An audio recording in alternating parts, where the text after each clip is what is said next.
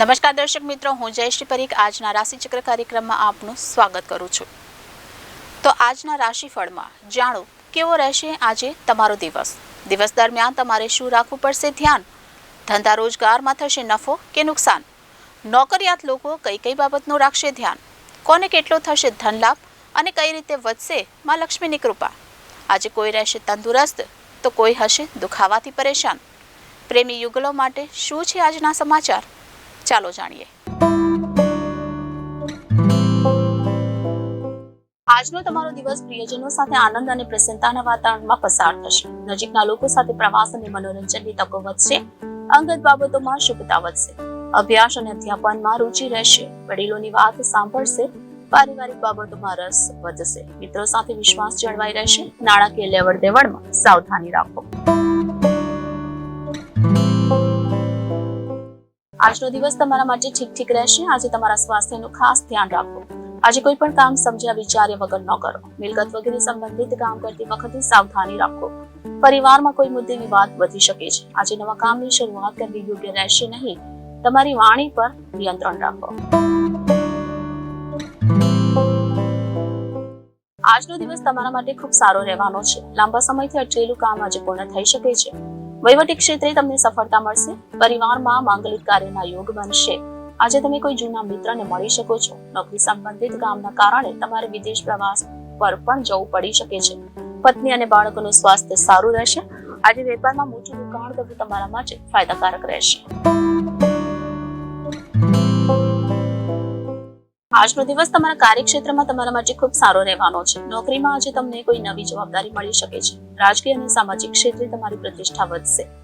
શાતિર લોકોથી સાવધાન રહો, નહીતર તમારું કામ બગડી શકે છે. આજે જમીન, મકાન અને વાહન વગેરેની ખરીદી થવાની સંભાવના છે. પારિવારિક દ્રષ્ટિકોણથી આજનો દિવસ સારો રહેશે. આજે તમને તમારા જીવનસાથીનો સહયોગ મળશે. આજનો દિવસ તમારા માટે ઉતાર ચઢાવથી ભરેલો રહેશે. આજે કોઈ મોટી ડીલ તમારા હાથમાંથી નીકળી શકે છે.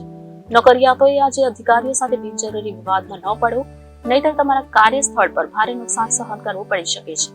પરિવારમાં પૈતૃક સંપત્તિને લઈ મતભેદની સ્થિતિ સર્જાશે. આજે તમારી પત્ની સાથે કોઈ મુદ્દે વિવાદ થઈ શકે છે.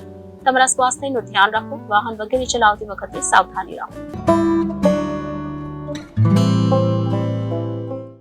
આજે તમારા વ્યવસાયના દ્રષ્ટિકોણથી આજનો દિવસ તમારા માટે ખૂબ સારો કહી શકાય તેમ નથી. આજે તમારું બનતું કામ બગડી શકે છે. તમારા બિઝનેસ પાર્ટનરથી સાચવીને રહો, નહીતર તમને મોટું નુકસાન થઈ શકે છે. તમારી વાણી પર કંટ્રોલ રાખો અને વાદ વિવાદથી દૂર રહો. આજનો દિવસ તમારા માટે સારો રહેશે. કોઈ જૂના મિત્ર સાથે મુલાકાત થશે. સાથે જ આજે તમે પ્રોપર્ટીને લઈને કોઈ મોટો નિર્ણય લઈ શકો છો, જેમાં તમને લાભ થશે.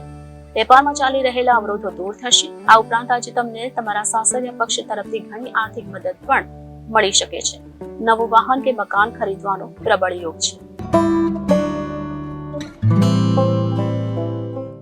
આજનો દિવસ સારો રહેશે. પરિવારમાં માંગલિક કાર્યના યોગ બનશે. બિઝનેસ પાર્ટનર સાથે સંબંધો સુધરશે. તમને તમારા કાર્યક્ષેત્રમાં કોઈ મોટી જવાબદારી મળી શકે છે. નોકરિયાત લોકો માટે પ્રમોશનની સંભાવના છે. વહીવટી ક્ષેત્રે સફળતા મળવાની સંભાવના છે. પરિવારના કોઈ સભ્યને નોકરી મળી શકે છે. આજે તમને નવું વાહન ખરીદી શકો છો. શેર માર્કેટમાં કામ કરતા લોકો માટે આજનો દિવસ સારો રહેશે. આજે પરિવારમાં કોઈનું સ્વાસ્થ્ય બગડી શકે છે. કોઈ પણ અનિચ્છનીય બનાવ બની શકે છે.